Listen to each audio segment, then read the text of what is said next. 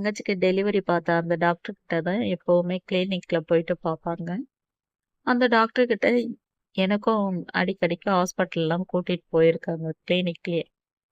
அவங்க தான் வந்து எனக்கு ஒரு டைம் நான் சாப்பிடாமயே போயிட்டேன். அதாவது என்னுடைய சின்ன தங்கச்சிக்கு கல்யாணம் ஆகிட்ட பிறகு, ஒரு நாள் நைட்டே எனக்கு நான் சாப்பாடே வேணான்னு சொல்லிட்டேன். நான் படுத்துக்கலான்ட்டு போகும்பொழுது என்னுடைய தங்கச்சி வீட்டுக்காரு, "நீ எப்படி சாப்பிடாம படுக்கலாம்? அப்படியெல்லாம் படுக்கக்கூடாது. அக்கா எதனா பால் ஏதாச்சும் இருந்தா காய்ச்சி குடுக்கா. அது எப்படி தூங்கும்?" அப்படின்னா, "இல்லப்பா அது பாலெல்லாம் குடிக்காது. வீட்ல பால் பவுடரும் இல்ல. நாங்க பாலெல்லாம் வாங்கி வைக்கிறது இல்ல" அப்படின்னு. "என்னக்கா நீ இப்படி சொல்ற?" அப்படின்னு சொல்லிட்டு ஓடி போயிட்டு ஒரு பால் பாக்கெட் வாங்கிட்டு வந்து குடுத்தாரு.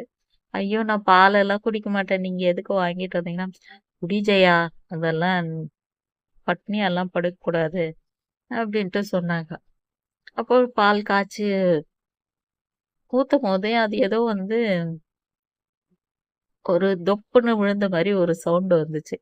அப்பவே நான் என்ன சொல்லியிருந்தேன், "பால் காய்ச்சி குடித்த ஒரு பெண் உயிரிழப்பு" அப்படின்ட்டு சொன்னேன். "உன் வாய் எனக்கு கோவம் வருது பாரும்மா. நல்ல வாய் உன் வாய். அம்மா அது ஏதோ வந்து விழுந்துச்சு அதுக்கு சொன்னேம்மா" அப்படின்னு. "அது ஒண்ணும் இல்ல. அது ஏடு தான். நீ குடின்ட்டு" சொன்னாங்க. நான் பால் குடிச்சிட்டு தூங்கிட்டேன். மறுநாள் காலையில எழுந்து சாப்பாடு குடுக்குறாங்க. எனக்கு சாப்பிடவே பிடிக்கல. "வேணாம்மா" அப்படின்ட்டு சொல்லிட்டேன். அப்படியே அன்னைக்கு ஃபுல் டேவுமே சாப்பிடவே இல்ல. டீ மட்டும் குடிப்பேன். சாப்பாடு வேணான்னு சொல்லிட்டேன் 3 வேளையும். ஏன் இந்த பொண்ணு சாப்பாடு விட்டுடுச்சு அப்படின்னு சொல்லிட்டாங்க. மறுநாளும் அதே போல தான் டீ மட்டும் தான் குடிப்பேன். சாப்பிடவே மாட்டேன். இப்படியே எனக்கு வந்து ஒவ்வொரு நாளும் சாப்பிடாமயே ஒரு 5 நாள் கிட்ட தள்ளிட்டேன்.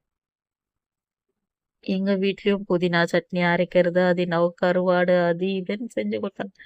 எத எடுத்துட்டு வந்து குடுத்தாலும், உடனே வாமிட் பண்ற மாரி பண்ணிடுவேன். எனக்கு வேணாம், எனக்கு சாப்பாடே வேணான்னு அழுவுறது.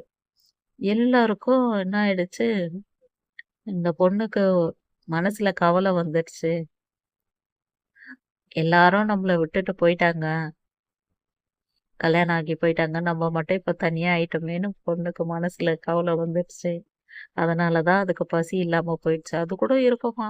ஒண்ணுத்துக்கு ஒண்ணு இருந்துச்சுங்க. ஃபர்ஸ்ட் அவ போனா, இப்ப இவளும் போயிட்டா. இப்ப நம்ம எப்படிடா இருப்போம்னு யோசிச்சிருக்கோம். அப்படின்ட்டு. அப்புறம் நான் சொன்னேன், "அம்மா, நான் அப்படியெல்லாம் கூட யோசிக்கவே இல்ல. தேவையில்லாம எல்லாரும் ஒண்ணு ஒண்ணு சொல்றாங்க" அப்படின்னு. "அப்ப நீ ஏம்மா சாப்பிட மாட்டேன்ற?" அப்படின்ட்டு கேட்டேன்.